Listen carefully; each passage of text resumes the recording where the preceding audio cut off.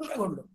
জলের উপরে থেকে সমুদ্রের তাপমাত্রা কম আছে বটে, কিন্তু জলের যে নিচের তাপমাত্রা না, তাপমাত্রাটা 800 ডিগ্রি সেন্টিগ্রেড তাপমাত্রা। বলবে কেমন, কি করে তাপমাত্রা হলো? না, রয়েছে আগ্নেয়গিরির অগ্নুৎপাত, রয়েছে রয়েছে তেজস্ক্রিয়তা, রয়েছে আল্ট্রাভায়োলেট রে, রয়েছে আগ্নেয়গিরির অগ্নুৎপাত রয়েছে। এগুলো থেকে প্রচন্ড তাপমাত্রা, প্রায় 800 ডিগ্রি সেন্টিগ্রেড তাপমাত্রা। তো এই তাপমাত্রায় এই যে যেগুলো অজৈব যৌগগুলো জলের মধ্যে এসেছিল, তাদের মধ্যে রাসায়নিক বিক্রিয়া চলতে থাকলো। রাসায়নিক বিক্রিয়া থেকে প্রথম যে যৌগ তৈরি হয়েছিল তার নাম বিভিন্ন সরল জৈব যৌগ সৃষ্টি হয়েছিল। যেমন তৈরি হলো সরল শর্করা, তৈরি হলো অ্যামাইনো অ্যাসিডের, প্রোটিনের সরল রূপ হচ্ছে অ্যামাইনো অ্যাসিড সৃষ্টি হলো। ফ্যাট বা লিপিডের সরল রূপ হচ্ছে ফ্যাটি অ্যাসিড, গ্লিসারল সৃষ্টি হলো। নিউক্লিক অ্যাসিডের সরল রূপ যেটা হচ্ছে নিউক্লিওসাইড, নিউক্লিওটাইড ইত্যাদি সৃষ্টি হলো। এটা সরল জৈব যৌগের সৃষ্টি হলো। আরো রাসায়নিক বিক্রিয়া চলতে থাকলো, আরো চলছে চলছে। তো এই সরল জৈব যৌগ থেকে রাসায়নিক বিক্রিয়ার মাধ্যমে তৈরি হলো জটিল জৈব যৌগ সৃষ্টি হলো। সরল শর্করা থেকে তৈরি হলো বহু শর্করা। অ্যামাইনো অ্যাসিড থেকে সৃষ্টি হলো প্রোটিন, তৈরি হলো। ফ্যাটি অ্যাসিড গ্লিসারল থেকে ফ্যাট তৈরি হলো। এই যে নিউক্লিওসাইড ছিল না, নিউক্লিওসাইড নিশ্চয়ই তোমাদের জানা আছে ডিএনএ পড়তে গিয়ে, যেটা হচ্ছে নাইট্রোজেন বেস, যেটা হচ্ছে অ্যাডিনিন, গুয়ানিন, তার সঙ্গে হচ্ছে রাইবোজ শর্করা মিললো, তার নিউক্লিওসাইড, তার সঙ্গে ফসফেট যোগ হয়ে গেল, তারপরে নিউক্লিওটাইড, যেটা হচ্ছে আরএনএ এর গঠনগত একক, আমরা ডিএনএ এর গঠনগত একক বলি। তো তৈরি হলো নিউক্লিওটাইড, নিউক্লিক অ্যাসিড তৈরি হলো। ব্যাস, সবই তো তৈরি হয়ে গেল। তো এই যে সৃষ্টি হলো না, ভেরি ভেরি শর্ট প্রশ্ন, যেটা ইম্পর্টেন্ট, ভেরি ভেরি শর্ট, যে কেমোজেনি কাকে বলা হয়? না, অজৈব মৌলিক উপাদান থেকে জটিল জৈব যৌগ সৃষ্টির যে পদ্ধতি, তাকে বলে যে কেমোজেনি বা রাসায়নিক বিবর্তনবাদ। কেমোজেনি অথবা রাসায়নিক বিবর্তনবাদ। ক্লিয়ার? অজৈব মৌল থেকে বিভিন্ন ধারাবাহিক প্রক্রিয়ার মাধ্যমে জটিল জৈব যৌগ সৃষ্টি হওয়ার পদ্ধতি, তাকে বলা হচ্ছে কেমোজেনি। একটা প্রশ্ন, 2 নম্বরের প্রশ্ন। এবার জল, সমুদ্রের উত্তপ্ত প্রচন্ড জল, উত্তপ্ত, প্রায় 800 ডিগ্রি সেন্টিগ্রেড তাপমাত্রা। তার মধ্যে বিভিন্ন সরল জৈব যৌগ রয়েছে, বিভিন্ন জটিল জৈব যৌগ রয়েছে। তাদের মধ্যে কি হলো, এই যে জটিল জৈব সমেত যে সমুদ্রের জল, শর্ট প্রশ্নে ভেরি ভেরি ইম্পর্টেন্ট, হ্যালডেন নামকরণ করলেন hot dilute soup. Hot dilute soup, DILUTESOUP, বা prebiotic soup, prebiotic soup, prebiotic soup. তো এটা সবচেয়ে ইম্পর্টেন্ট। তো এবার যে বহু শর্করাগুলো সৃষ্টি হলো না, তারা কিন্তু না একা থাকতে চাইলো না। তারা বললো না না, আমরা একসঙ্গে থাকবো, আমরা আলাদা থাকবো না। তারা শর্করা, প্রোটিন, ফ্যাট, তারা আস্তে আস্তে এক জায়গায় কোলয়েড তৈরি করলো। তারা বিশেষ গঠন সৃষ্টি করলো। তাকে হ্যালডেন বলছেন কি, হ্যালডেন ওপারিন বলছেন কি? না, এটা হচ্ছে এই যে গঠন প্রথমে তৈরি হয়েছিল, কেন্দ্রে হচ্ছে শর্করা। স্যার কিছু শোনা যাচ্ছে না। শোনা যাচ্ছে না? হ্যালো? হ্যাঁ স্যার, শোনা যাচ্ছে তো। বলুন বলুন, বলে যান। জটিল যে জৈবগুলো যে সৃষ্টি হলো, তারা এককভাবে থাকলো না, তারা কাছাকাছি তারা এলো, তারা কোলয়েড রূপে একসঙ্গে অবস্থান করলো, যে একটা বিশেষ গঠন তৈরি করলো। তার নাম হচ্ছে কোয়াসারভেট। শর্ট প্রশ্ন ইম্পর্টেন্ট, কোয়াসারভেট কি এবং এর প্রবক্তা কে? ওপারিন, আলেকজান্ডার IS ওপারিন এর প্রবক্তা। তো সিডনি ফক্স বলছেন কি, না না না না, এরকম গঠন ছিল না, এটা অন্যরকম টাইপের ছিল। বলে কি? তো না, বলছে কেন্দ্রে ছিল প্রোটিন, অ্যামাইনো অ্যাসিড গুলো প্রোটিন তৈরি ছিল, কেন্দ্রে ছিল প্রোটিন, তার বাইরে হচ্ছে লিপিড নির্মিত একটা দ্বিস্তরীয় আবরণ। এটাই হচ্ছে সরল প্রাথমিক কোষ। তো এখন নিশ্চিত নেই কোনটা প্রাথমিক কোষ, কোয়াসারভেট কি মাইক্রোস্ফিয়ার। তো যাই হোক, দুটোকে আমরা প্রাথমিক কোষ হিসেবে ধরে নিতেই পারবো। তো এটা ঠিক যে প্রত্যেকের বাইরে লিপিডের আবরণ ছিল, আর কোয়াসারভেটের কেন্দ্রে ছিল শর্করা, প্রোটিন, ফ্যাট। মাইক্রোস্ফিয়ারের কেন্দ্রে ছিল প্রোটিন। প্রত্যেকে কিন্তু লিপিড সংগ্রহ করে বৃদ্ধি দেখাতে পারত, তারা অঙ্গজের জনন করতে, বংশবিস্তার করতে পারত। তো এই যে মাইক্রোস্ফিয়ার বা কোয়াসারভেট, এরপরে এর পরিবর্তন ঘটলো। অলরেডি প্রকৃতিতে তৈরি হয়েছে RNA, DNA কিন্তু আসেনি। RNA মানে আদি nucleic acid, RNA, ribonucleic acid. Ribonucleic acid. Short প্রশ্ন, নগ্ন জিন কাকে একেবারে নেকেড জিন কাকে বলা হয়? নেকেড জিন, যেহেতু কোনো হিস্টোন প্রোটিন এখানে ছিল না, তাই একেবারে নেকেড জিন বলা হয়ে থাকে। Very very short important, naked জিন কাকে বলে? এবার কি হলো জানো, এই মাইক্রোস্ফিয়ার হোক বা কোয়াসারভেট হোক, দুটোর মধ্যে এবার নিউক্লিক অ্যাসিড শোষিত হলো, এবার তাদের উৎসেচকের ক্রিয়া শুরু হলো। তো এই যে নিউক্লিক অ্যাসিড যুক্ত মাইক্রোস্ফিয়ার অথবা কোয়াসারভেট, এর বিশেষ নাম দেওয়া হলো, নিশ্চয়ই তোমাদের জানা আছে বা বা জানছো, আগে হয়তো একটু পড়েছো, তাহলে প্রোটোবায়ন্ট বা প্রোটোসেল নিশ্চয়ই জানা আছে। প্রোটোবায়ন্ট বা প্রোটোসেল, এখানেই জীবনের সৃষ্টি হলো। জীবন প্রায় 3.7 বিলিয়ন বছর আগে, কোনো কোনো বইতে আবার দেওয়া আছে 4.7 বিলিয়ন বছর আগে। যাই হোক, 10 বইতে সব 3.7 বিলিয়ন বছর আগে লেখা হয়েছে, এটাই আমরা পাবো। স্যার মিউট হয়ে গেছে। স্যার মিউট হয়ে গেছে। একা হয়ে যাচ্ছে, কেন হচ্ছে জানি। তো আচ্ছা, দেখি বোঝা গেছে কিনা? তো বোঝা কি গেছে? হ্যাঁ স্যার বলুন। হ্যাঁ স্যার। হ্যাঁ স্যার বোঝা বলুন। যাচ্ছে? ঠিক আছে, ঠিক আছে। হ্যাঁ হ্যাঁ হ্যাঁ, হ্যালো। তাহলে তো এই প্রোটোবায়ন্ট যদি বলে জীবনের উৎপত্তি কিভাবে হয়েছিল, রেখাচিত্রের সাহায্যে দেখাও। তো আমি একটা ছোট্ট করে একটা তোমাদের দেখাচ্ছি। তো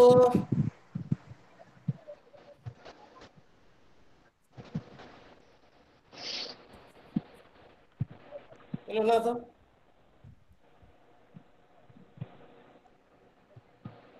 আচ্ছা, হ্যাঁ, এসছে।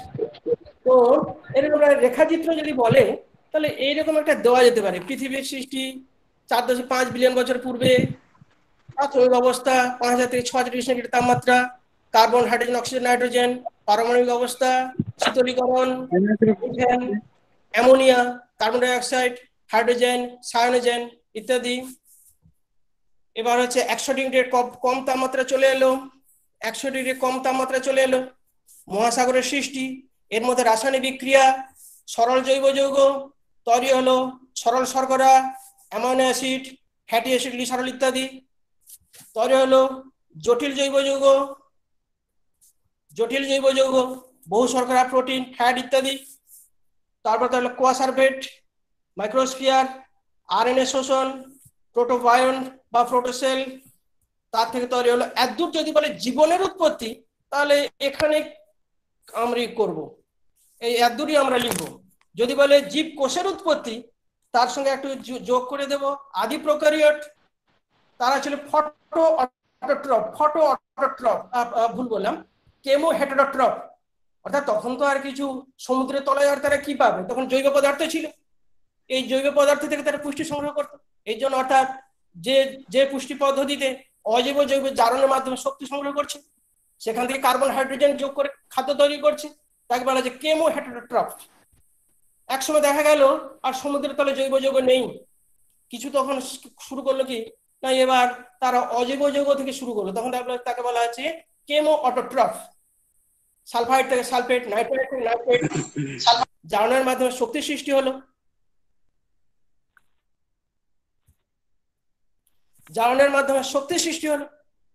তো সেখান থেকে আমরা বলছি কেমো অটোট্রফ। তো এই পুষ্টি তারপরে এলো সায়ানোব্যাকটেরিয়া, যখন অজৈব যৌগের ঘাটতি দেখা দিল, আবার কিছু জীব ভাবলো দূর, আমাদের এইভাবে বেঁচে থাকতে ইচ্ছা হচ্ছে না, আমরা নিজেদের স্বয়ংসম্পূর্ণ হব, সবাই তো চায়, তাই না আজকের দিনে। তো তারা কি করলো, ক্লোরোফিল সৃষ্টি করে এবার হচ্ছে সালোক সংশ্লেষ করা শুরু করলো। তারা সেলফ সাপোর্টেড হলো, নিজেদের এবারে করলো যে এবার আমরা আমাদের খাদ্য, আমরা কারোর উপর নির্ভর করবো না। তো এইবারই হচ্ছে প্রকৃতিতে অক্সিজেন এলো। এখানে প্রশ্ন একটা আছে, আদি পৃথিবীর পরিবেশটা জারক ধর্মী ছিল না বিজারণ ধর্মী ছিল? উত্তরটা হচ্ছে বিজারণ ধর্মী। ঠিক আছে। সায়ানোব্যাকটেরিয়া কবে নাগাদ সৃষ্টি হয়েছিল? প্রায় 3.5 বিলিয়ন বছর আগে সাধারণত এটা সৃষ্টি হয়েছিল। তো এই গেল, আর এখান থেকে তৈরি হলো ইউক্যারিওট। এখান থেকে তৈরি হলো কি তাহলে ইউক্যারিওট। যদি জীবকোষের সৃষ্টি বলে, আমরা ইউক্যারিওটে এসে আমরা বন্ধ করবো বা এখানে করবো। তাহলে এত দূর কি মোটামুটি বোঝা গেছে? হ্যালো, হ্যাঁ স্যার। হ্যাঁ স্যার। হ্যাঁ স্যার বলুন। এবার হ্যাঁ স্যার। তাহলে রেখাচিত্র যদি আসে, তাহলে আমরা শুধু রেখাচিত্র এইভাবে দেবো এবং প্রোটোবায়োন্টের জীবনের সৃষ্টি পর্যন্ত শেষ করবো। যদি আসে জীব কোষের সৃষ্টি কিভাবে হয়েছে, তো আমরা ইউক্যারিওট কোষে আমরা শেষ করবো। রেখাচিত্রটা আরেকবার দেখ। তো এরপরে নেক্সট এতে যেটা যাব, এটা এবারে অবশ্য পরীক্ষা এবার কুড়িতেও পড়ে গেছে, এবার ততটা ইম্পর্টেন্ট নেই, আমি জাস্ট জানার জন্যই বলে যাচ্ছি। জীবনের স্যার রেখাচিত্রটা আরেকবার দেখান। হ্যাঁ হ্যাঁ বলো। হ্যালো স্যার রেখাচিত্রটা আরেকবার দেখান। রেখাচিত্র, আচ্ছা ঠিক আছে।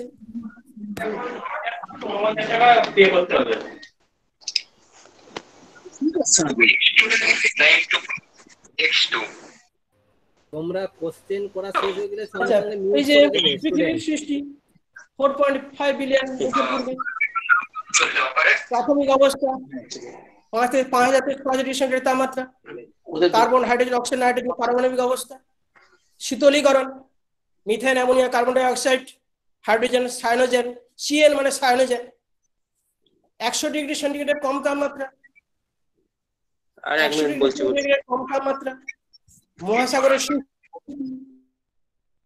এর মধ্যে রাসায়নিক বিক্রিয়া, অজৈব থেকে সরল জৈব যৌগ হয়ে গেল সরল শর্করা, amino acid, fatty acid, glycerol, purine, pyrimidine, তার থেকে তাহলে জটিল জৈব যৌগ, বহু শর্করা, প্রোটিন, নিউক্লিওটাইড। তুমি এখানে নিউক্লিক অ্যাসিডও যোগ করতে পারো তোমরা। এবার হলো কোয়াসারভেট বা মাইক্রোস্ফিয়ার, আরএনএ শোষণ, প্রোটোবায়ন্ট বা প্রোটোসেল, প্রোটোবায়ন্ট বা প্রোটোসেল। এবার তাহলে আদি প্রোক্যারিওট, মানে যারা কেমো অটোট্রপ, কেমো হেটেরোট্রপ ইত্যাদি, অর্থাৎ জৈব পদার্থ থেকে বা অজৈব পদার্থ থেকে যারা খাদ্য নিত।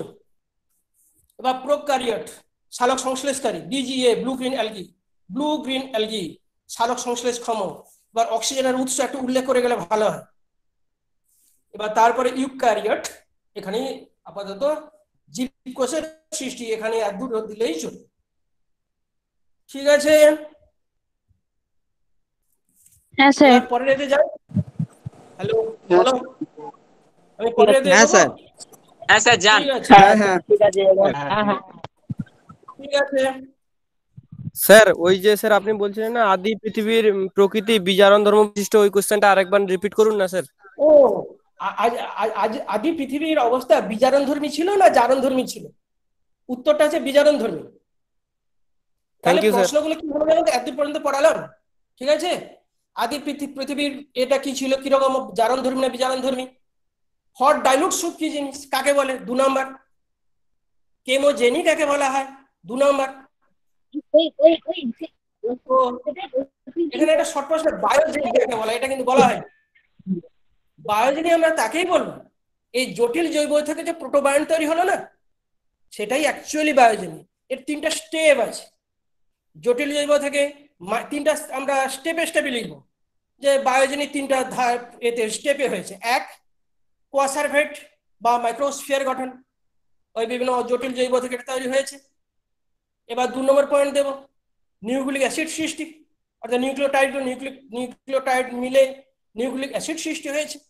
এবার 3 নম্বর আমরা পয়েন্ট দেব, এই মাইক্রোস্ফিয়ার কিংবা কোয়াসারভেট কর্তৃক নিউক্লিক অ্যাসিড শোষণ এবং প্রোটোবায়ন্টের উৎপত্তি। ঠিক আছে, এটাই হচ্ছে বায়োজেনি। যদিও প্রান্তিকে দেওয়া আছে, পুরোপুরি পরিবর্তনটাই হচ্ছে এ থেকে, অর্থাৎ প্রোটোবায়ন্ট থেকে যত যে আজকে আমাদের স্তন্যপায়ী যে জীব সৃষ্টি হয়েছে একদূর হচ্ছে বায়োজেনি, কিন্তু অ্যাকচুয়াল কিন্তু এটা নয়। অ্যাকচুয়াল কিন্তু প্রোটোবায়ন্ট পর্যন্তই হচ্ছে বায়োজেনি। তার পরবর্তী একটা নাম রয়েছে, এগুলো কগনোজেনি, নামটা হচ্ছে কগনোজেনি। তো স্যার থার্ড পয়েন্টটা একবার রিপিট। হ্যাঁ, কোনটা বলো? হ্যালো, মানে এই বায়োজেনি কাকে বলে, এখানে থার্ড পয়েন্টটা কি বললেন, একবার রিপিট করবেন?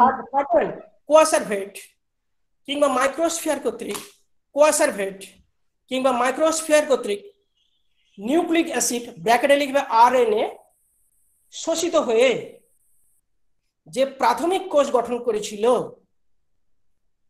সেটাই হচ্ছে প্রোটোবায়ন্ট বা প্রোটোসেল। এবং এটাই হলো কি বায়োজেনি, হলো প্রোটোবায়ন্ট বা প্রোটোসেল তৈরি হয়েছে। ক্লিয়ার? হয়েছে? হ্যাঁ স্যার, থ্যাংক ইউ।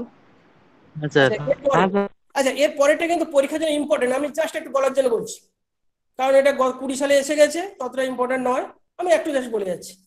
আর আমি বই থেকে রেখাচিত্রটা তোমাদের আজকে আমি একটু দেখিয়ে দিচ্ছি, এমনি বলি একটা কিভাবে হলো। রেখাচিত্রটা হচ্ছে কি, প্রথমে জীবনের উৎপত্তি, আর জীবন বলছি পৃথিবীর সৃষ্টি, তারপর সৃষ্টি হলো জীবনের উৎপত্তি, তারপর হচ্ছে এককোষী জীবের উৎপত্তি, তারপর সৃষ্টি হলো আদি প্রোক্যারিওট, তারপরে সৃষ্টি হচ্ছে প্রোক্যারিওটিকের সৃষ্টি, তারপরে ইউক্যারিওটিক কোষের সৃষ্টি, তারপরে যেটা আমি দেব সেটা হচ্ছে জলজ মেরুদণ্ডী প্রাণী, মাছের মতো মেরুদণ্ডী প্রাণীদের উৎপত্তি, সব তীর চিহ্ন পরপর হয়ে যায়। ঠিক আছে, এবার হচ্ছে বিভিন্ন উদ্ভিদের ডাঙায় অভিযোজিত উদ্ভিদের অভিব্যক্তি সৃষ্টি। প্রথম ছিল মস, ফার্ন, ব্যক্তবীজি, গুপ্তবীজি, এদের সৃষ্টি হলো। এবার সৃষ্টি হলো কি, অর্থাৎ ডাঙায় হচ্ছে একটা একটা বাসস্থানের সৃষ্টি হলো, একটা স্থলজ বাসস্থানের সৃষ্টি হলো। এরপরে 4 পেয়ে মেরুদণ্ডী প্রাণী, প্রথম সৃষ্টি হয়েছিল ব্যাং। তোমরা কি জানো যে আমরা জন্মের পর না হামাগুড়ি দিতে পছন্দ করি? এটা অ্যাকচুয়ালি না, আমরা ওই রকম ব্যাং জাতীয় বা মেরুদণ্ডী ওই রকম 4 পেয়ে মেরুদণ্ডী প্রাণী থেকে সৃষ্টি হয়েছে বলেই না আমাদের প্রাথমিক টেন্ডেন্সিটা থাকে একটু হামাগুড়ি দেওয়া। যে পরে আছে যেটা অন্টোজেনি রিপিটস ফাইলোজেনি, ওই ভ্রূণতত্ত্ব প্রমাণে রয়েছে, পরে আসছে। তো এই হলো, তো এখান থেকে হলো মেরুদণ্ডী প্রাণী, তারপরে সেখান থেকে ঘটলো কি একদম স্থলজ প্রাণীর সৃষ্টি, যেমন সরীসৃপ, অর্থাৎ ডাঙায় হচ্ছে প্রাণীদের বিবর্তন। প্রথম হলো সরীসৃপ, তাহলে পক্ষী, তারপর হলো স্তন্যপায়ী। তো এইটা আমি একটু বইটা দেখিয়ে দিই নাকি দরকার, না পরের এগোবো? হ্যাঁ স্যার, হ্যাঁ এটা কি দরকার? হ্যাঁ দেখিয়ে দেবো, পরের এটা ইম্পর্টেন্ট নয়, তাহলে পরেরটা এগোই একটু দেখাবো। ঠিক আছে,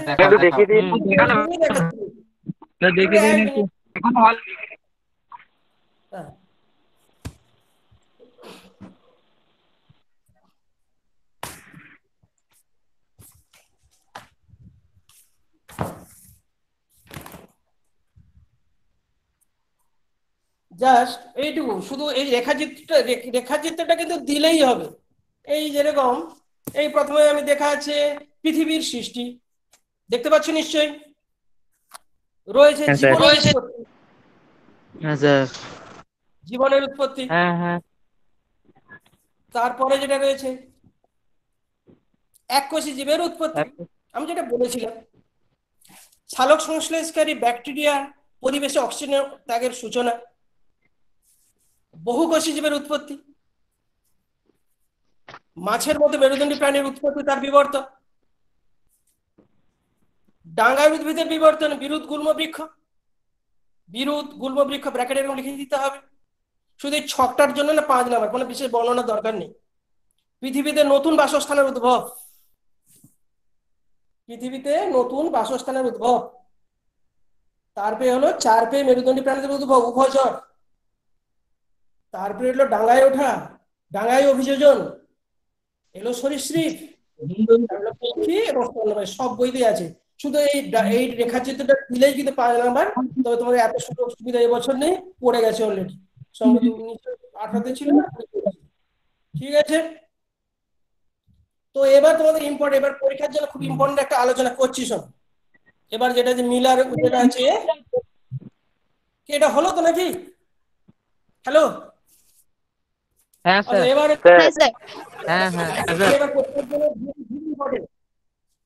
যে হ্যালডার ওপারেন তো বলেছিলেন এইভাবে রাসায়নিক বিবর্তনের মাধ্যমে জীব সৃষ্টি হয়েছে, সবাইকে আর সত্যি মেনে নেয়, বলে প্রমাণ কি? তখন এই প্রমাণ দিতে না দুজন বিজ্ঞানী এগিয়ে এলেন, এটা হচ্ছে স্ট্যানলি মিলার আর হ্যারল্ড উরে। স্ট্যানলি মিলার এবং হচ্ছে হ্যারল্ড উরে। পরীক্ষাটা খুব সিম্পল, বাড়িতে তো রান্না টান্না হয় তো নাকি, জানো তো নিশ্চয়ই। একটা বড় হাঁড়ি নাও, জানো তো, তাতে জল যোগ করে দাও, ফুটাতে থাকো, কি উৎপন্ন হবে গো? নিশ্চয়ই জলীয় বাষ্প, তাই তো নাকি গো? জলীয় বাষ্প। এবার একটা নলের সঙ্গে না নল যোগ করে দাও, নলটাকে না আর একটা বড় একটা জারের মধ্যে, একটা কাঁচের জারের মধ্যে প্রবেশ করিয়ে দাও, তাহলে জলীয় বাষ্প কোথায় যাবে? নিশ্চয়ই জারে কাঁচের প্রবেশ জারে। করবে। সত্যি কিনা মিথ্যা? নিশ্চয়ই ঠিক, একদম ঠিক নাকি? তো হ্যাঁ এবার কি করলো জানো তো? এবার সমুদ্রের তাপমাত্রা কত? প্রায় 800 ডিগ্রি সেন্টিগ্রেড তাপমাত্রা ছিল। এখন ওই তাপমাত্রা যদি না সৃষ্টি করতে পারি তাহলে তো কথা নাই কি? তো তারা তখন কি করলো, টাংস্টেন ইলেকট্রোডের সাহায্যে ওই যে বেল কাঁচের যে বড় যে জারটা না, জলীয় বাষ্প যেখানে এলো, তার আগে একটা হলো, এখানে কতগুলো সরল অজীব যৌগ নিয়েছিল, মিথেন, অ্যামোনিয়া ও হাইড্রোজেন। 2:1 মিথেন, অ্যামোনিয়া এবং হাইড্রোজেন। অনুপাতটা পরীক্ষার সময় পরীক্ষায় পড়ে, অনুপাতটা পড়ে, ঠিক আছে? স্যার এবার আরেকবার বলুন। মিথেন, অ্যামোনিয়া এবং হাইড্রোজেন 2:1 পরীক্ষার জন্য ইম্পর্টেন্ট। এক নম্বর জন্য আসে, ওকে, ঠিক আছে? Methane, ammonia, hydrogen. এবার এগোই। হ্যাঁ হ্যাঁ স্যার। ঠিক আছে, হ্যাঁ স্যার বললেন এবার 2:1।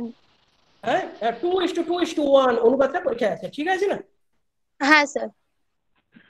ব্যাস, এবার আমি তোমরা নিশ্চয়ই ওই জলটাকে, এবার বাষ্পটা নিশ্চয়ই কাঁচের জারে নিয়ে এসেছি। এবার না তাপমাত্রা দিতে হবে। এবার যদিও এটা এর বইতে, যেটা সাঁতরার বইতে দেওয়া আছে 60,000 ভোল্ট, কিন্তু বেশ এটা কিন্তু অ্যাকচুয়ালি 75,000 ভোল্ট হওয়া উচিত। তো ফলো করে, যেটা সাঁতরা বইটাই ফলো করো, নাহলে 60,000ই লিখবে, ঠিক আছে? তো এর সাহায্যে প্রায় 800 থেকে 800 ডিগ্রি সেন্টিগ্রেড তাপমাত্রা সৃষ্টি করা হয়েছিল। এবার জলীয় বাষ্পকে ঠান্ডা করতে হবে। ঠান্ডা করার জন্য নিচ থেকে একটা নল বেরিয়েছে, তার চারিদিকে একদিকে ঠান্ডা জল প্রবেশ করানো হচ্ছে আর অপরদিকে ঠান্ডা জল বার করা হচ্ছে। তো এই যে কাঁচ নলটা তখন ঠান্ডা হয়ে গেল, জলীয় বাষ্পটা তখন শীতল হয়ে জল তৈরি করলো। এই যে প্রক্রিয়াটা না চালু রাখা হলো 7 দিন। কতদিন? 7 দিন। তারা অদ্ভুত ব্যাপার দেখলেন, এই যে জলে যে, এই যে নলে যে জল জমা হলো না, সেগুলোকে একটা স্টপককের সাহায্যে বিকারে নিল। বিকারে নেওয়া দেখলো অদ্ভুত, তারা লক্ষ্য করলো যে জীবন সৃষ্টির যে প্রাথমিক যে মৌলগুলো, যেগুলো হচ্ছে প্রথমত হচ্ছে, যেগুলো হচ্ছে বিভিন্ন বহু শর্করা সৃষ্টি হয়েছে, বিভিন্ন ল্যাকটিক অ্যাসিড সৃষ্টি হয়েছে, গ্লাইকোলিক অ্যাসিড তৈরি হয়েছে, কার্বক্সিলিক অ্যাসিড তৈরি হয়েছে, ইউরিয়া তৈরি হয়েছে, রাইবোজ শর্করা তৈরি হয়েছে। ইম্পর্টেন্ট সেটা হচ্ছে amino acid, glycine, aspartic acid এবং হচ্ছে alanine. Glycine, aspartic acid, alanine important পরীক্ষার জন্য। গ্লাইসিন, অ্যাসপার্টিক অ্যাসিড, অ্যালানিন এগুলো হচ্ছে অ্যামাইনো অ্যাসিড, ওকে? আর যে নিউক্লিওটাইড, যেমন অ্যাডিনিন তৈরি করা সম্ভব। একটু জোরে বলুন। ঠিক আছে, তারা শীতল করার পর ওই যে জলটা সংগ্রহ করেছিল, এই জলে তারা কতগুলো জৈব যৌগ তারা পেয়েছিল। Glycolic acid, lactic acid, oxalic acid ছিল, ফর্মালডিহাইড ছিল, অ্যাসিটাইলডিহাইড, ফর্মিক অ্যাসিড তৈরি করেছিল, অ্যাসিটিক অ্যাসিড তৈরি করেছিল। তো এবার কিন্তু আমি গুরুত্বপূর্ণ কথাটা আমি এবার বলবো, আর কিছু বলবো। রাইবোজ শর্করা তৈরি করতে সক্ষম হয়েছিল, রাইবোজ শর্করা এবং কথা হলো amino acid. Very very important, কোন কোন অ্যামাইনো অ্যাসিড তৈরি হয়েছিল? একটা প্রথম হচ্ছে alanine, aspartic acid, alanine, aspartic acid, glycine. পরীক্ষার জন্য ইম্পর্টেন্ট এই তিনটা, ঠিক আছে? কি কি অ্যামাইনো অ্যাসিড তৈরি হয়েছিল? স্যার আরেকবার বলুন। স্যার আরেকবার বলুন। স্যার আরেকবার বলুন। হ্যাঁ, glycine, GLOICINE, glycine. Aspartic acid, ASPARTIC,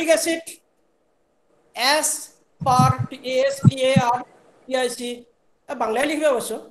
acid হচ্ছে অ্যালানিন, ALANINE, অ্যালানিন, ALANINE হলো অ্যালানিন। অয় জফলা আকার লয় আকার দন্তন হচ্ছে দন্তন, অ্যালানিন। অয় জফলা আকার লয় আকার দন্তন হস্যিকার দন্তন, অ্যালানিন। বোঝা গেছে? গ্লাইসিন, অ্যাসপার্টিক অ্যাসিড, অ্যালানিন, ঠিক আছে না? হ্যাঁ। আচ্ছা, এরপরে আরেকটা ভালো একটা নাইট্রোজেন বেস তৈরি করতে সক্ষম হয়েছিল, যে নিউক্লিক অ্যাসিডের জন্য তৈরি লাগে। নিউক্লিক অ্যাসিডের জন্য তৈরি করতে লাগে একটা নাইট্রোজেন বেস তৈরি করেছিল, অ্যাডেনিন। অ্যাডেনিন অ্যাডেনিন নিশ্চয়ই জানা আছে নিশ্চয়ই। Adenine, guanine, purine base, nitrogen base. Purine nucleotide দু প্রকার বেস ছিল, পিউরিন, পিরিমিডিন। পিউরিন ছিল অ্যাডেনিন, গুয়ানিন, নিশ্চয়ই জানা আছে। ডিএনএ তো নিউক্লিওটাইড তৈরি করতে কাজে লাগে, নিশ্চয়ই জানা আছে। হ্যাঁ ঠিক আছে। আচ্ছা শোনো, এবার আমি পরীক্ষা যদি আসে উপকরণগুলো লিখবো, পদ্ধতিটা লিখবো। ছবিটা কিন্তু নির্দেশ দেওয়া থাকে, ম্যান্ডেটরি নয়, বাধ্যতামূলক নয়, এভাবে নির্দেশ দেওয়া থাকে কিন্তু। তবে দিলে ভালো, আমি তো বলবো দিলে একটু ভালো, ঠিক আছে না? তো এবার কনক্লুশন দেব। কনক্লুশন না, এই বড় যে গোলজারের বেলজারের বড় যে কাঁচের জার ছিল, সমুদ্রের যে তাপমাত্রা, সেই রকম পরিবেশ, প্রাকৃতিক পরিবেশ সৃষ্টি করা হয়েছিল, এবং এখান থেকে বিভিন্ন অজৈব যৌগ থেকে বিভিন্ন জৈব যৌগ সৃষ্টি হয়েছে, যা হ্যালডেন বা ওপারিনের তত্ত্বটিকে সমর্থন করে। যা হ্যালডেন এবং ওপারিনের এই তত্ত্বটিকে সমর্থন করে, ঠিক আছে? এটাই কনক্লুশন দেব। আর শোনো, এই যে রাসায়নিক পদার্থগুলো কি কি উৎপন্ন হয়েছে, 2 নম্বর শুধু আসতে পারে, শুধু এইটার জন্য। রাসায়নিক পদার্থ কি কি সৃষ্টি হয়েছে 2 নম্বর দিতে পারে, 3 নম্বর দিতে পারে, ঠিক আছে? ছবি দিতে পারলে ভালো। তো নির্দেশ থাকে দেখেছিলাম যে ম্যান্ডেটরি নয়, বাধ্যতামূলক নয়, ঠিক আছে? এবার কিন্তু পরীক্ষার জন্য এইটা ভেরি ভেরি ইম্পর্টেন্ট, কথাটা মনে থাকবে তাহলে। আচ্ছা, ছবিটা কি আর দেখানোর দরকার আছে গো? হ্যালো, হ্যাঁ স্যার একবার দেখান। আছে। হ্যাঁ স্যার দেখান। আচ্ছা দেখাচ্ছি। না স্যার দেখানোর কোনো ই নেই। আচ্ছা ঠিক আছে, স্যার দেখান। আচ্ছা ঠিক আছে। স্যার না ঠিক আছে ঠিক আছে। আর কোনো দেখার দরকার আছে? না স্যার। এই ছবি- না স্যার। আমি এবার এগোই তাহলে। না স্যার এগো এখন। হ্যাঁ স্যার এগো। ঠিক আছে, খুব ভালো কথা। যান স্যার ওদিকে। হ্যাঁ ঠিক আছে। আরে ব্যাপারটা আজকে তো এতটা নেই না, আজকে অসুবিধা হচ্ছে, অতটা তো নয়, এক্সপার্ট নেই। ব্যাস, এবার আমি তত্ত্ব সম্পর্কে আসছি। কি এবার আমি পরেরটা তত্ত্ব জান স্যার। সম্পর্কে আসছি, বিভিন্ন মতবাদ যারা দিয়েছিল। এবার ডারউইনের তত্ত্ব কতবারে পড়ে গেছে, ততটা ইম্পর্টেন্ট নয়। ল্যামার্কবাদ কিন্তু ভেরি ভেরি ইম্পর্টেন্ট।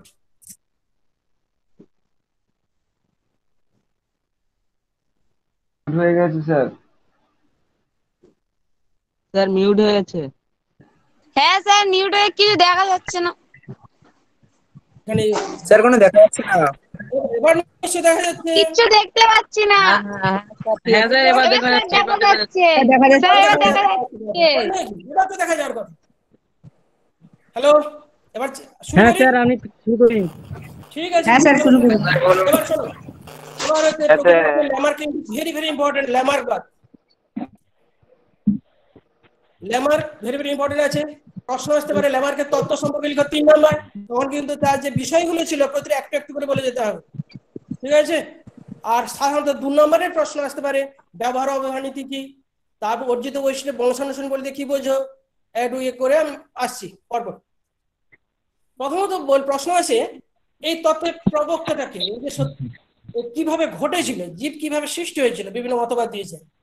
যা বিভিন্ন বইতে বিভিন্ন বানান রয়েছে, তোমরা যা বইয়ের যে কোনো বানান অনুযায়ী লিখবে।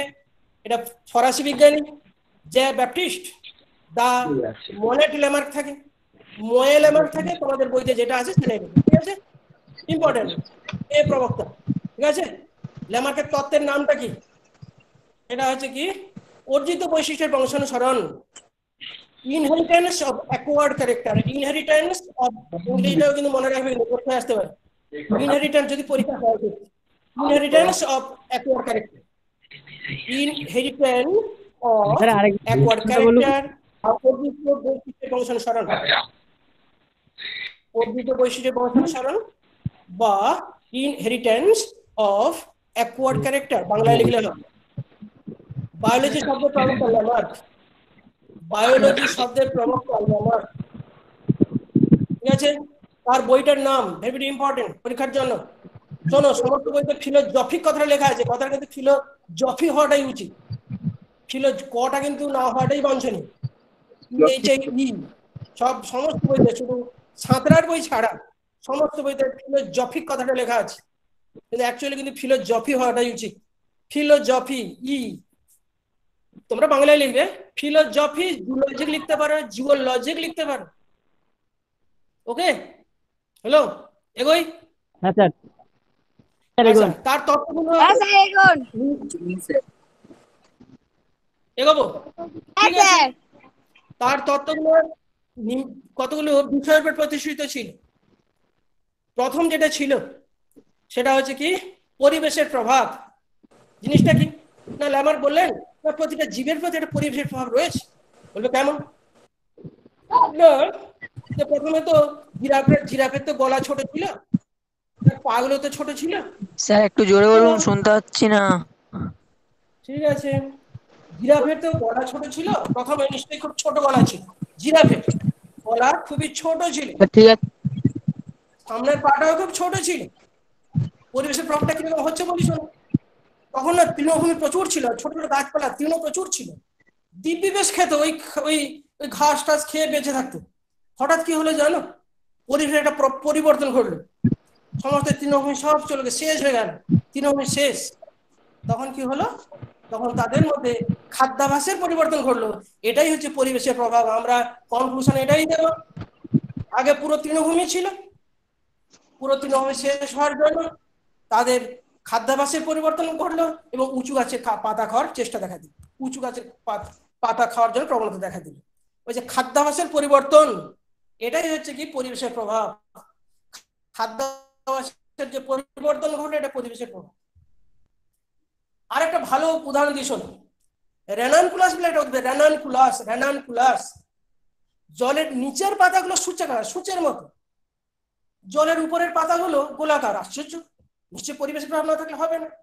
জলের ভিতরে যেগুলো আছে সূচের মতো, আর এই জলের উপরে ভাগে হচ্ছে গোলাকার, নিশ্চয়ই পরিবেশের একটা প্রভাব রয়েছে। তো তোমরা ওই এটাই দেবে, দুটোই দিতে পারো, তবে জিরাফটা অবশ্যই দেবে। এবারে যে জীবের সচেষ্টতা, এখানে প্রশ্ন আছে, জীব নিজের চেষ্টায় তার অঙ্গ সৃষ্টি করতে পারে, সত্য না মিথ্যা? এটা কিন্তু সত্যই হবে, ঠিক আছে। বলছে যেহেতু জীব পরিবেশের উপাদান, তাই পরিবেশের দরুন নিজের চেষ্টায় সে অনেক অঙ্গ সৃষ্টি করতে পারে জীবের। এবং জীবের যেমন জীবের উদাহরণটা কি না, যখন ঘাস শেষ হয়ে গেল, পাতা শেষ হয়ে গেল, তখন তাদের মধ্যে সচেষ্টতাটা কি, উঁচু গাছের পাতা খাওয়ার চেষ্টা দেখা দিল। এটাই হচ্ছে সচেষ্টতা, উঁচু গাছের পাতা খাওয়ার চেষ্টা, এটাই হচ্ছে জীবের সচেষ্টতা। এবার সবচেয়ে গুরুত্বপূর্ণ পয়েন্ট, ব্যবহার অব্যবহার নীতি। ব্যবহার অব্যবহার নীতি ভেরি ভেরি ইম্পর্টেন্ট। 2 নম্বরের জন্য শুধু এটাও আসতে পারে, ব্যবহার অব্যবহার নীতি। একটা অদ্ভুত কথা বললেন যে অঙ্গ সবচেয়ে বেশি ব্যবহার হবে সেটা সবল সুগঠিত হবে, আর যে অঙ্গ তত বেশি ব্যবহার হবে না কালক্রমে সেটা লুপ্তপ্রায় হয়ে যাবে, অবশ্যই একদম বিলুপ্ত হয়ে যাবে। তো বলবে উদাহরণ কি না, এবার সপক্ষে আমি বলি। বলছেন যে জিরাফ তো প্রথমে যে ছোট ছিল, গলাও ছোট ছিল, তারপর তার পাও ছোট ছিল, দিব্যি বেশ ছোট ছোট ঘাস পাতা খেয়ে থাকতো, হঠাৎ ঘাস শেষ হয়ে গেল, বারবার উঁচু গাছের পাতা খাওয়ার জন্য তারা সামনে পায়ের উপর ভর করলো, গলা লম্বা করার চেষ্টা করলো। এই বারবার যে চেষ্টা করতে থাকলো, এটাই হচ্ছে কি ব্যবহারের দরুন আস্তে আস্তে গলাটা লম্বা হতে থাকলো। অর্থাৎ এই লম্বা হওয়ার যে প্রবণতা, এটাই হচ্ছে কি ব্যবহার অব্যবহার নীতির মূল কথা। অর্থাৎ লম্বা হতে থাকলো, ব্যবহারের দরুন গ্রীবাটা আস্তে আস্তে লম্বা হতে থাকলো। আবার কিছু জলজ যে প্রাণী রয়েছে, যেমন হাঁস, লিপ্তপথ সৃষ্টি সম্পর্কে অদ্ভুত কথা বললো আঙুলের মাঝখানে যে পেশি আছে না, আঙুলগুলোর মাঝখানে এই জলে চাপ দেওয়ার দরুন নাকি এই পেশিগুলো চ্যাপ্টা হয়ে গেল। কি অদ্ভুত কথা, যা পেরেছে তাই বলি। এবং তার উপরেই অদ্ভুত চামড়া আবরণ সৃষ্টি হয়ে সেটাই হয়েছে লিপ্তপথ সৃষ্টি হয়ে গেছে। তিনি এইভাবেই ব্যাখ্যা দিলেন। তো সপক্ষে যদি বলে এরকম দুটো উদাহরণ দিয়ে দেবো আমি, ঠিক আছে। এবার যদি বলে এর বিপক্ষে কি আছে, না বলছে যে সপক্ষে বলছে, বিপক্ষে না, যে মানে অব্যবহারের কি উদাহরণ আছে। অব্যবহার বলছে সাপের দিতে চারখানা পা ছিল, বারবার গর্তে ঢুকতে থাকলো, গর্তে ঢোকার জন্য পা সমস্যার সৃষ্টি করতে থাকলো, পা আস্তে আস্তে লুপ্ত হয়ে গেল। কিন্তু চামড়া যদি ছাড়িয়ে নেওয়া যায় না, সেই হাড়গুলো আছে কিন্তু চামড়া তলায় নাকি আছে নাকি হাড়গুলো। উঠ পাখি আগে নাকি উঠতে পারতো, অল্প উঠতে পারলো না, তারা হচ্ছে নিষ্ক্রিয় পরিণত হয়ে গেল। আমাদের রয়েছে আমাদের কক্সিস, নিশ্চয়ই জানা আছে, মেরুদণ্ডের শেষে 4খানা অস্থি দ্বারা গঠিত কক্সিস। এটা বানররা লেজের উপর ভর করে দিব্যি দোল খেতে পারতো, আমরা যদি থাকতো আমরা হয়তো দোল খেতাম হয়তো, কিন্তু আর সেটা প্রয়োজন দেখা দিল না, সেটা হচ্ছে কক্সিসে রূপান্তরিত হয়ে গেছে। তো আমাদের চোখের কণায় নিশ্চয়ই একটা লাল রয়েছে, জানো, এটা ব্যাঙেদের ক্ষেত্রে, মাছেদের ক্ষেত্রে কার্যকরী নিকটিটেটিং মেমব্রেন বা তৃতীয় চক্ষু পল্লব হয়েছে। এর আর একটা নাম আছে, কিন্তু বেশ কঠিন নাম আছে, প্লিকা সেমিলুনারিস, প্লিকা সেমিলুনারিস, প্লিকা সেমিলুনারিস। এই যে চোখের কোণা যে আমাদের লাল আছে, তো এগুলো ব্যবহার না ধরুন, হ্যাঁ বলো, হ্যাঁ। তো এই গেল আমরা দুটো দিয়ে দেব, হ্যালো স্যার। হ্যাঁ বলো। স্যার আমাদের মুখের ভিতরে থাকা নিষ্ক্রিয় অঙ্গের নাম কি? মুখের ভিতরে, মুখের ভিতরে কিন্তু আমার জানা নেই, মুখের ভিতরে জানা নেই।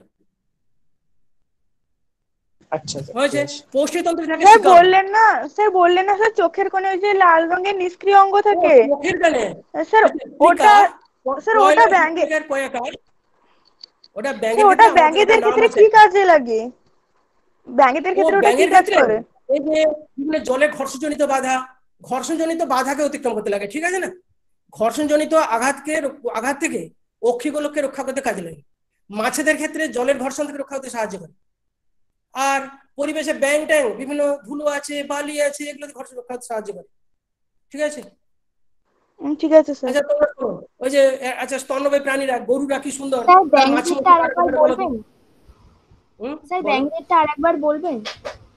আচ্ছা প্লিকা পয়লা হস্যইকার কয়াকার দন্তশয় একার হস্যইকার লয় হস্যকার দন্তময় আকার রয় হস্যইকার দন্তস। আমি এটা এর জন্যই বললাম না, ওইখানে ব্যাপারটা হচ্ছে যে প্রশ্ন হচ্ছে আরেকবার বলুন। প্লিকা সেমিলুনারিস, এটা দিয়ে দেয় নিষ্ক্রিয় অঙ্গ কতগুলো দিয়ে দেয়। প্লিকা পলয় হস্যইকার পয়াকার দন্তশয়কার ময় হস্যকার দন্তশয়কার ময় হস্যইকার লয় হস্যকার দন্তনয় আকার রয় হস্যিকার দন্তস। এটা কিন্তু প্রান্তিকের বই আছে, যদি কারোর থাকে দেখে নেবে, ওইখানে আছে, ঠিক আছে? প্রান্তিকের বইতে যাদের কারো থাকে দেখে নেবে, ঠিক আছে না? হয়েছে? তো এই যে এমসিকিউ টাইপ আছে না, ওইখানে এইটা নামটা দিয়ে দেয়, যে এটা না জানা থাকলে মুশকিল ব্যাপার হয় তখন। এই জন্য বললাম, ঠিক আছে? তো এবার হচ্ছে তো উদাহরণ দেবে, এটা ব্যবহার, যে বেশি ব্যবহৃত অঙ্গ সুগঠিত হবে, যে ব্যবহার হবে না আস্তে আস্তে নিষ্ক্রিয় হবে এবং লুপ্ত অঙ্গে পরিণত হবে, এই কথাটা বলবে। এবং প্রাণীর এটা আছে সপক্ষে দুটো দেবে, ব্যবহারের দুটো উদাহরণ দেবে, ব্যবহারের দুটো উদাহরণ দেবে, 2 নম্বর সাফিসিয়েন্ট, 3 নম্বরে সাফিসিয়েন্ট, ঠিক আছে? স্যার বলো। আক্কেল দাঁত কি নিষ্ক্রিয় অঙ্গ? সেটা আমি ঠিক বলতে পারছি না, এটা ঠিক আছে? আচ্ছা স্যার। মনে হয় আঙ্কেল হবে না, আক্কেল দাঁত হবে না স্যার, আমার জানা নেই, ঠিক আছে? আমাদের জানা নেই, ঠিক আছে? হ্যাঁ আমি এগোই পরেরটা এগোন। এবার যে অর্জিত বৈশিষ্ট্য ভেরি ভেরি ইম্পর্টেন্ট। অর্থাৎ কোন জীব তার জীবদ্দশায় বহু চেষ্টা করেছে, যে বৈশিষ্ট্য অর্জন করলো তার অপত্যদের মধ্যে সঞ্চারিত হয়। আমি বোঝানোর চেষ্টা করছি। ধরো একটা জিরাফ, প্রথমে গলা ছিল 1 ফুট 1 ইঞ্চ, 1 ফুট 1 ইঞ্চ, সারা জীবন উঁচু গাছের পাতা খাওয়ার চেষ্টা করে করে মাত্র হয়তো 1-2 সেন্টিমিটার বাড়ানো। তাহলে জীবদ্দশার শেষে ওই জীবদ্দশায় সে কতটা লাভ করলো? 1 ফুট 1 ইঞ্চি 2 সেন্টিমিটার, 1 ফুট 1 ইঞ্চি 2 সেন্টিমিটার। এবার তার যে সন্তানগুলো হলো না, এবার তারা যে জন্মাবে যে এটা নিয়ে, সেটা হচ্ছে ওই 1 ফুট 2 ইঞ্চি 2 সেন্টিমিটার যে জন্মালো, আবার সে চেষ্টা করে যাবে, সে আবার ধরো 3 সেন্টিমিটার বাড়ালো, তখন হলো 1 ফুট 2 ইঞ্চি 5 সেন্টিমিটার। এইভাবে ক্রমান্বয়ে বংশ পরম্পরায় অপত্যদের মধ্যে বৈশিষ্ট্য সঞ্চারণ হবে। এইভাবে কি হবে, আস্তে আস্তে বৈশিষ্ট্যটা পরিবর্তন করতে থাকবে। কি বোঝা যাচ্ছে ব্যাপারটা? যে জিরাফের বৈশিষ্ট্যগুলো সঞ্চার হতে থাকবে। ঠিক আছে, হলো? এখানে সব বলবো জিরাফের যে লম্বা গলার বৈশিষ্ট্যটি এই অপত্যদের মধ্যে সঞ্চারিত হয়, এটাই অর্জিত বৈশিষ্ট্য বংশানুসার। অর্জিত বৈশিষ্ট্যের অর্থাৎ জিরাফের লম্বা গলা হওয়ার এই বৈশিষ্ট্যটি তার অপত্যদের মধ্যে সঞ্চারিত হয়, এটাই হলো অর্জিত বৈশিষ্ট্য বংশানুসার। তো এরপরে লাস্টে যেটা হচ্ছে প্রজাতির উৎপত্তি। তো কিভাবে হলো, এখানে এটা জানা তোমাদের অবশ্যই দরকার। একটা প্রজাতি আমরা তখনই বলবো তারা যখন নিজেদের মধ্যে যেটা জনন সম্পাদিত করবে। ধরো একটা বিশাল জীবগোষ্ঠী ছিল, তারা কিছু কিছু জন বা তার থেকে প্রজননগত অর্থাৎ তারা তাদের সঙ্গে জননে আগ্রহী দেখালো, মানে তারা বললো যে আমরা তোমাদের সঙ্গে জনন আগ্রহী নই, তখন তারা একটা আলাদা প্রজাতি হয়ে যাবে। অর্থাৎ যদি এক গোষ্ঠী জীবের মধ্যে যাদের মধ্যে জনন হবে তারা হচ্ছে একটা প্রজাতি। আমি এটা বলছি, ধরো একটা ভূখণ্ড ছিল, অনেক জিরাফ ছিল, দেখা গেল মাঝখানে নদী সৃষ্টি হয়ে গেল। কিছুদিন থাকার পর প্রথম কিন্তু জিরাফদের নিয়ে এসে তাদের প্রজনন ঘটতো, এখানকার জিরাফ ওখানে নিয়ে এলে, এখানকার জিরাফ ওখানে নিয়ে এলে প্রজনন ঘটতো, জননে তারা কোনো অংশগ্রহণ করতো না। কিন্তু বেশ কিছু সময় পরে, কিছু বহু বছর পরে, আমি যদি একটা ভূখণ্ডের জিরাফকে অন্য ভূখণ্ডে নিয়ে যাই, তারা কিন্তু প্রজনন যদি না ঘটে, প্রজনন যদি আগ্রহী না দেখায়, বলবো এটা একটা প্রজাতি। কিছু শোনা যাচ্ছে না। আমি যেটা বলতে চাইছি, প্রজাতি প্রজাতি আমরা তাকেই বলবো যে সকল জীবগোষ্ঠীর মধ্যে জনন সম্পাদিত হয়, সেই সকল জীবগোষ্ঠীকে বলবো একটা প্রজাতির অন্তর্গত। প্যান্থেরা টাইগ্রিস, তার মধ্যে যত জীব আছে তাদের মধ্যে জনন সম্পাদিত হবে। প্যান্থেরা টাইগ্রিস থেকে যদি সঙ্গে যদি প্যান্থেরা লিও যদি নিয়ে আসা হয়, তাদের মধ্যে জনন হওয়া কোনো মতেই সম্ভব নয়। অর্থাৎ প্রজনন সকল সময় একই প্রজাতির মধ্যে ঘটে, একই প্রজাতির মধ্যেই সাধারণত প্রজনন ঘটে। ঠিক আছে, একটা জীবগোষ্ঠী যদি কিছু জীব যদি জননে অংশগ্রহণ না করে, তখন সেটা একটা আলাদা প্রজাতি হয়ে যায়। ধরো কিছু জীব আছে, বুঝতে পারলে ব্যাপারটা? হঠাৎ তাদের মধ্যে একটা বিশাল একটা কি হলো, পর্বত সৃষ্টি হয়ে গেল, তখন একদিকের জীবগোষ্ঠী আলাদা পরিবর্তন ঘটলো, আর একদিকের জীবগোষ্ঠী আলাদা পরিবর্তন ঘটলো। যতদিন তারা তাদের নিয়ে এলে তাদের মধ্যে জনন সম্পাদিত হবে, তাদেরকে বলবো একই প্রজাতির অন্তর্গত। যখন তাদের মধ্যে আর জনন হচ্ছে না, তখন বলবো এটা একটা প্রজাতি, এটা একটা আলাদা প্রজাতি হয়েছে। ধরো ময়ূর প্যাভো মিউটেটাস একই প্রজাতির ছিল, হঠাৎ কিছু ময়ূর কি হলো জানো, তারা নতুন নতুন বৈশিষ্ট্য অর্জন করলো। তখন তারা বললো কি আমরা আমাদের মধ্যে জনন সম্পর্ক, আমরা তোমাদের জনন অংশগ্রহণ করবোই না। তখন তারা প্রজননগত ভাবে বিচ্ছিন্ন হয়ে গেল, তখন একটা হয়ে গেল হয়তো প্যাভো ক্রিস্টেটাস, আলাদা প্রজাতি হয়ে গেল, আর ওটা আগেরটা থাকলো মিউটেটাস। আমি যেটা বলতে চাইছি, একই প্রজাতির মধ্যে জনন সম্পাদিত হবে সকল সময়। ঠিক আছে, এবার এখানে কিভাবে হচ্ছে যে নতুন নতুন বৈশিষ্ট্য যখন অর্জিত হচ্ছে, প্রতিবারে 1 সেন্টিমিটার বাড়ছে, 2 সেন্টিমিটার বাড়ছে, 5 সেন্টিমিটার বাড়ছে প্রতি জনুতে। এভাবে বহু যুগ পরে যখন হ্রস্বগ্রীবাযুক্ত জিরাফ আর দীর্ঘগ্রীবাযুক্ত জিরাফকে একসঙ্গে আনা যায়, তো যদি দেখা যায় তাদের মধ্যে আর জনন সম্পাদিত না হয়, তখনই বলবো ভেরি ভেরি ইম্পর্টেন্ট কথা, প্রজননগত বিচ্ছিন্নতা, তার যার উপর দাঁড়িয়ে আছে প্রজাতির উৎপত্তি। প্রজননগত বিচ্ছিন্নতা এলেই তখন বলবো হ্রস্বগ্রীবাযুক্ত জিরাফ একটা প্রজাতি, আর দীর্ঘগ্রীবাযুক্ত জিরাফ আর একটা প্রজাতি। তো এইভাবেই মোটামুটি জিরাফের উৎপত্তি হয়েছিল। তো ল্যামার্কের তত্ত্ব অনুযায়ী যদি জিরাফ উৎপত্তি কিভাবে হয় ব্যাখ্যা করতে বলা হয়, কি বলবো? না, প্রথমে জিরাফের গলা খুব হ্রস্ব ছিল, সামনের পা খুব ছোট ছিল, কিন্তু তৃণভূমি শেষ হয়ে যাওয়ায় সেই সময় তাদের খাদ্যাভ্যাসের পরিবর্তন ঘটে পরিবেশের প্রভাবের দরুন। তাদের উঁচু গাছের পাতা খাওয়ার চেষ্টা দেখা যায়। ব্র্যাকেটে লিখে দেবো জীবের সচেষ্টতা, বা পয়েন্ট অনুযায়ী ভাবে লিখে দেবো। এবার 3 নম্বর পয়েন্ট, বারবার সামনের পা এবং গলা লম্বা করার চেষ্টা করতে থাকে, এবং একেই বলবো ব্যবহার নীতি। এবার কি হলো, বারবার ব্যবহারের দরুন কিছু বৈশিষ্ট্য অর্জন করে। এবার অর্জিত বৈশিষ্ট্যের বংশানুসরণ, লম্বা হওয়া বৈশিষ্ট্যটি প্রতিটি জনুতে জিরাফ অর্জন করে এবং সে তার অপত্যদের মধ্যে সঞ্চারিত করে। এবং চতুর্থ পয়েন্ট দিয়ে দেবো, এইভাবে ক্রমিক নতুন বৈশিষ্ট্য অর্জনের দরুন হ্রস্বগ্রীবাযুক্ত জিরাফ এবং দীর্ঘগ্রীবাযুক্ত জিরাফের মধ্যে যখন জনন সম্পন্ন না হয়, অর্থাৎ প্রজননগত বিচ্ছিন্নতা আসে, তখনই বলবো হ্রস্বগ্রীবাযুক্ত জিরাফ একটা প্রজাতি আর দীর্ঘগ্রীবাযুক্ত একটা জিরাফ নতুন প্রজাতি।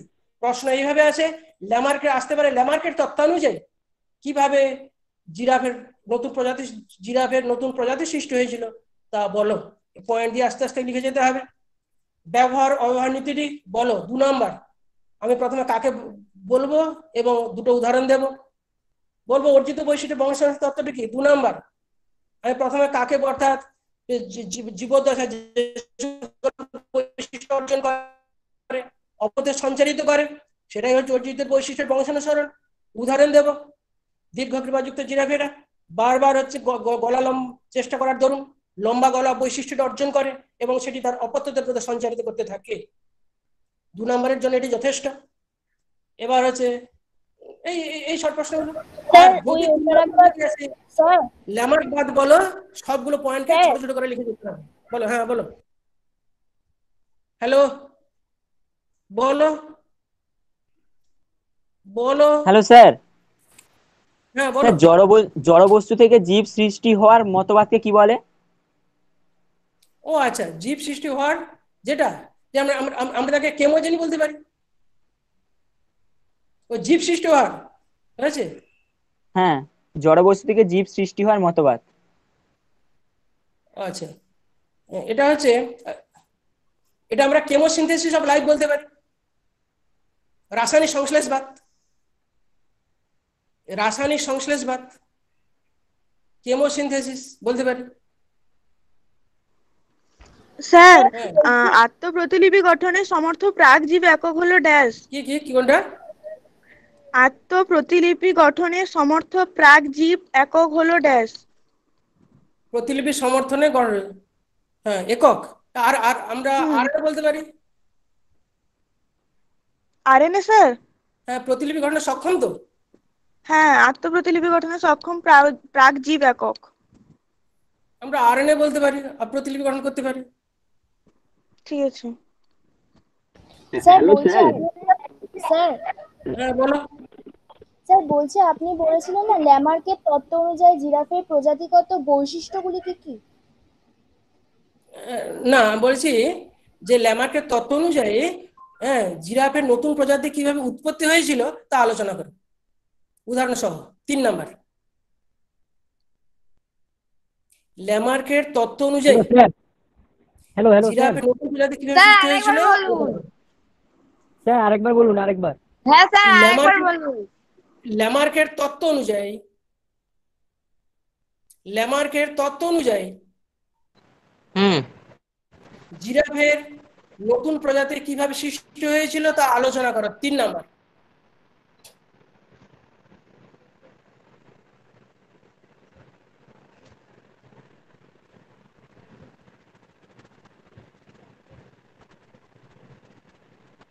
হয়েছে? হ্যাঁ স্যার। হ্যাঁ স্যার। হ্যাঁ, কিছু বলবে বলো। আর কিছু প্রশ্ন? আর তো সময় নেই। হ্যাঁ স্যার।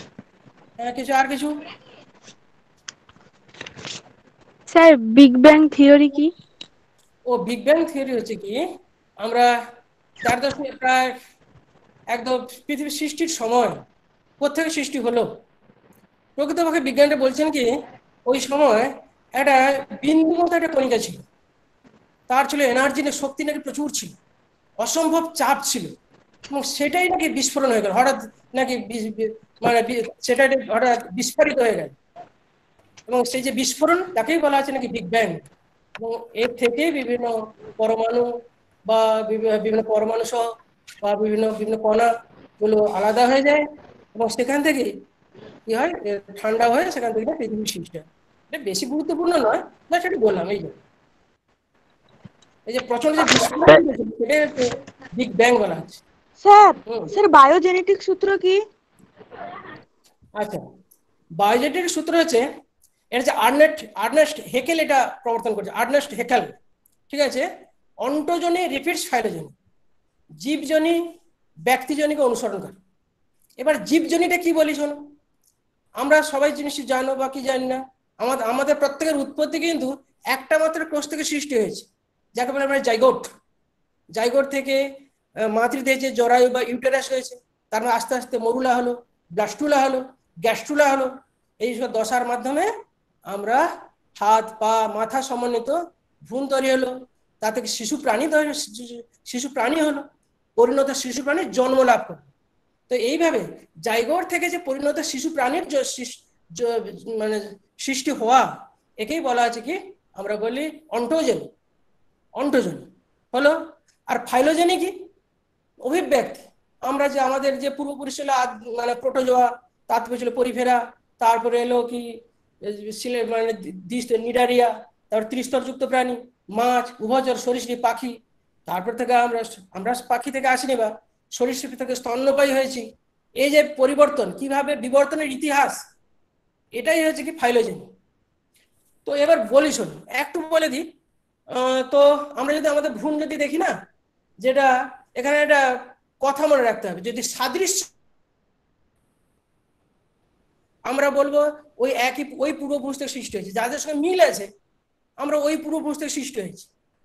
প্রমাণের ক্ষেত্রে একটু বলে দিই, যদি আমরা দেখি কোনো মিল না দেখি, যে ব্যক্তির মধ্যে কোনো মিল নেই, তখন বলবো তারা ভিন্ন পূর্বপুরুষ থেকে সৃষ্টি হয়েছে। এটা হচ্ছে কি অভিসারী বিবর্তন নির্দেশ করছে। আবার যদি দেখি যে তাদের মিল আছে, পরে আলাদা আলাদা পরিবেশে গেছে, তখন বলবো যেটা একই পূর্বপুরুষ থেকে সৃষ্টি হয়েছে, ভিন্ন ভিন্ন পরিবেশে থাকার জন্য পরিবর্তন ঘটেছে। তো যেখানে মিল থাকবে বলবো ওই পূর্বপুরুষ থেকে সৃষ্টি হয়েছে, এটা বিজ্ঞানীরা বলছে। তো বলি আমাদের জাইগোটের প্রতিনিধিত্ব করছে নাকি আমরা প্রোটোজোয়া থেকে সৃষ্টি হয়েছে। তারপর মরুলা বলছে কোষপুঞ্জ, সেটা নাকি পরিফেরা বা ছিদ্রালু প্রাণীর প্রতিনিধিত্ব করছে। তারপরে এলো হচ্ছে গ্যাস্ট্রুলা, দ্বিস্তরী বা ত্রিস্তরী হয়, অর্থাৎ দ্বিস্তরী প্রতিনিধিত্ব করছে হচ্ছে এটা হয়েছে নিডারিয়া এবং টিনোফোরা। তারপরে অ্যানিলিডা, তারপরে হচ্ছে আর্থ্রোপোডা, এগুলো ত্রিস্তরী প্রাণী ধারাবাহিকের মাধ্যমে আমরা এসেছি, এটা বলতে চাইছি।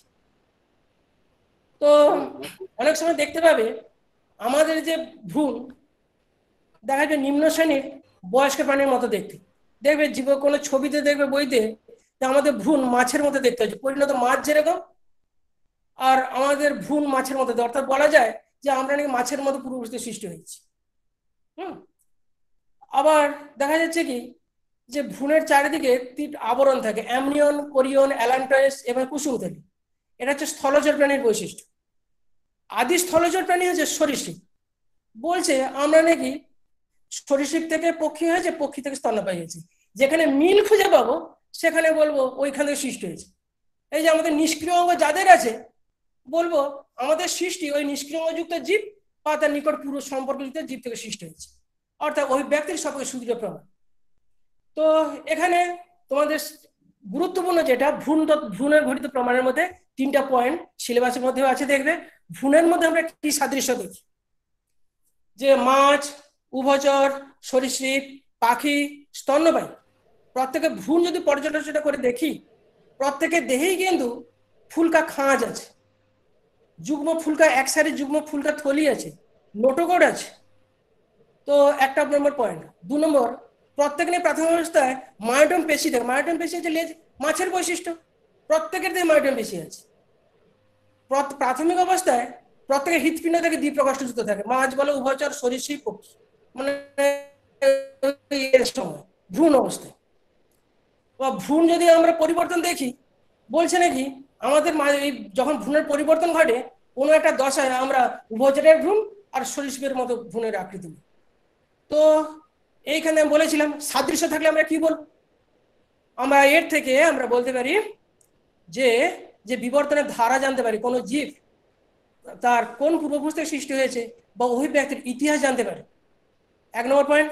2 নম্বর বলতে পারি, আমরা বলতে পারি যে স্তন্যপায়ী সৃষ্টি কিভাবে সৃষ্টি হয়েছে বলতে পারি।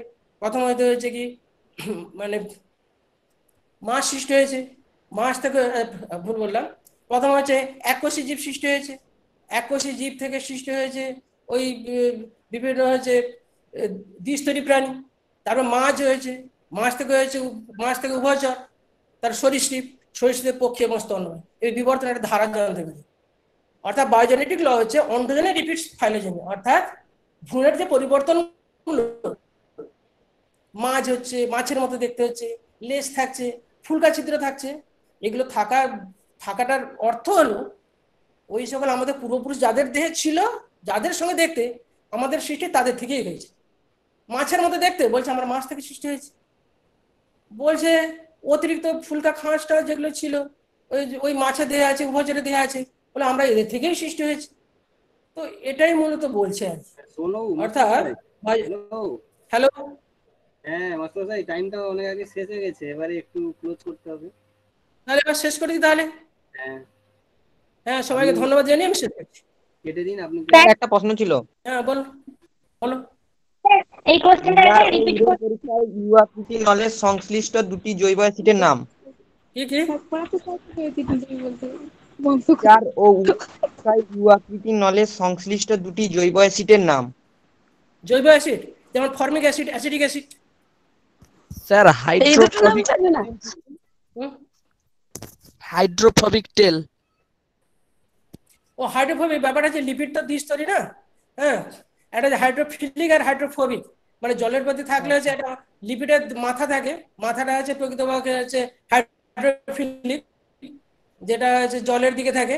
সকল সময় লিপিড কিন্তু দ্বিস্তরী থাকে, যে মাথাটা হাইড্রোফিলিক বলে জলের দিকে থাকে, আর সকল সময় মাথার মানে পা অংশটা সকল সময় জল থেকে দূরে থাকতে চায়, হাইড্রোফোবিক বলা হচ্ছে। হাইড্রোফোবিক অর্থাৎ লিপিডের জন্য দ্বিস্তরী থাকে।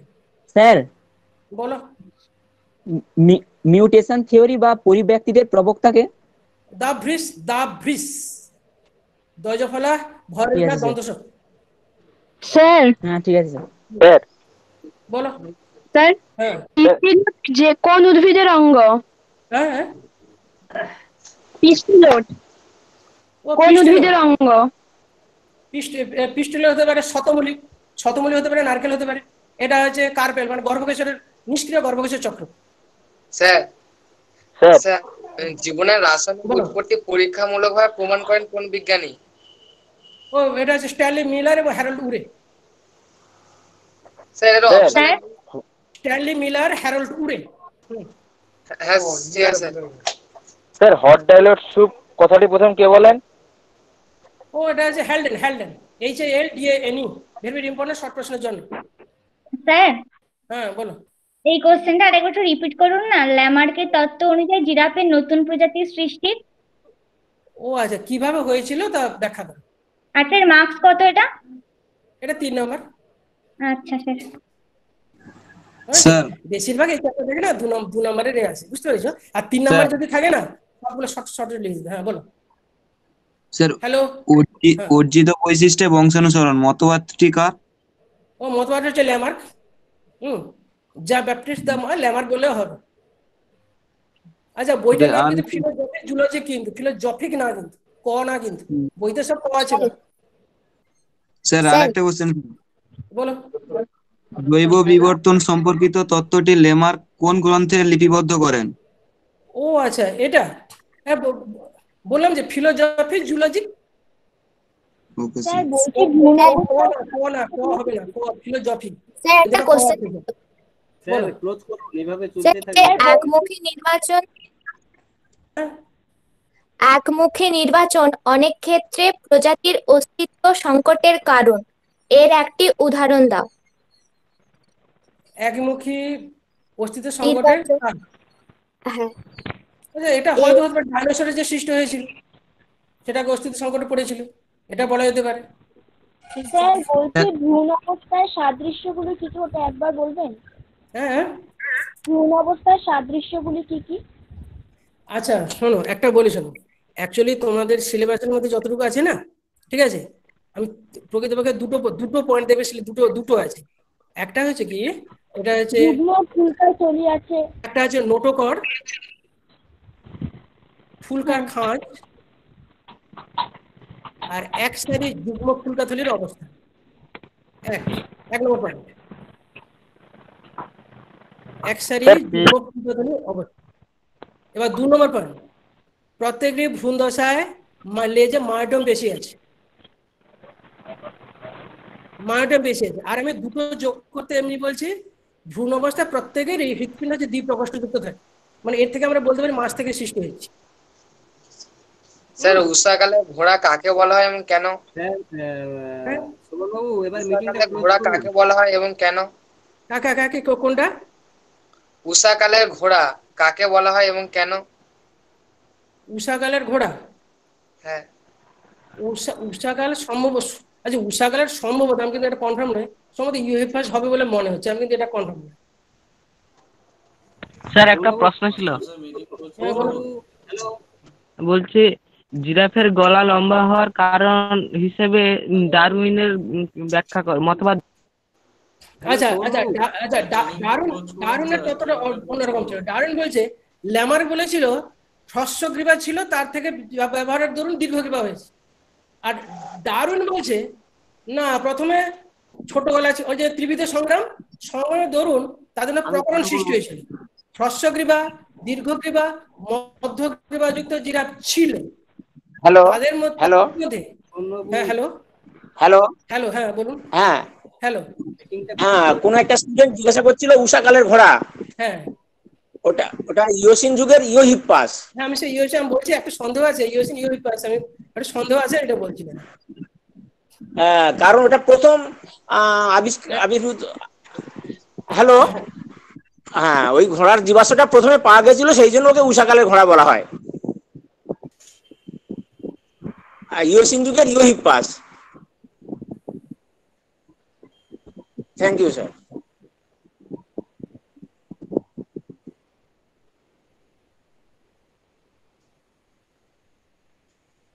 ঠিক আছে স্টুডেন্ট, ক্লাস শেষ আজকের মতো।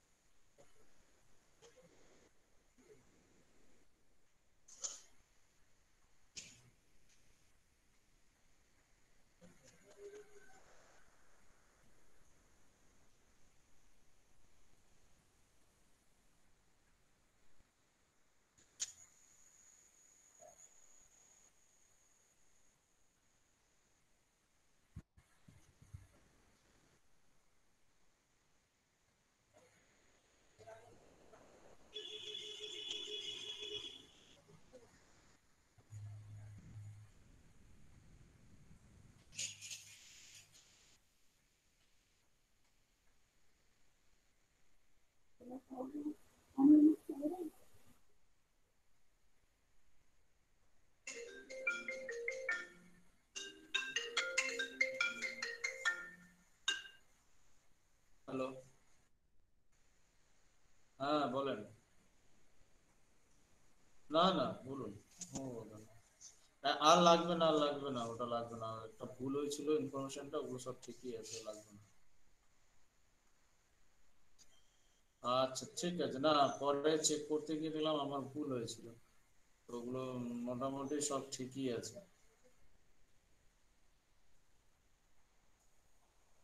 না না না, ওটা ঠিকই ছিল, আমি অ্যাকচুয়ালি কোডটা ভুল করে ফেলেছি, মানে ওখানে 5 কোড মানে হচ্ছে নান, আমি ভেবেছি 5 কোড মানে পার্সিয়াল, ওই জন্য বলাটা আমার ভুল হয়ে গেছে। ঠিক আছে, ওই বিশেষ স্যার। ওকে ওকে ওকে ওকে ওকে, ঠিক আছে। হুম।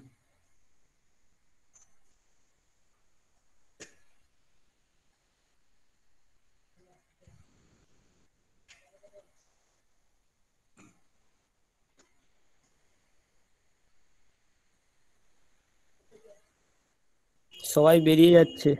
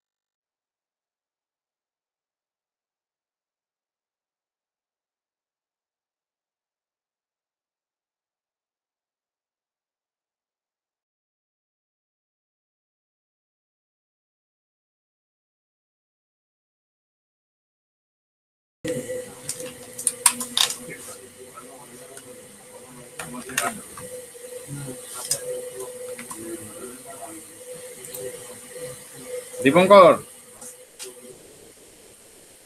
দীপঙ্কর,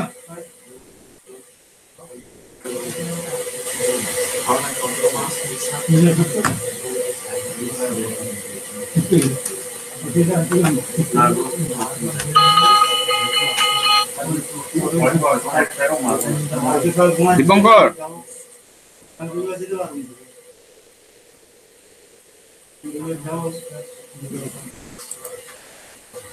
আমরা এদিকে নিয়ে ভিডিও যাবো, নাম করা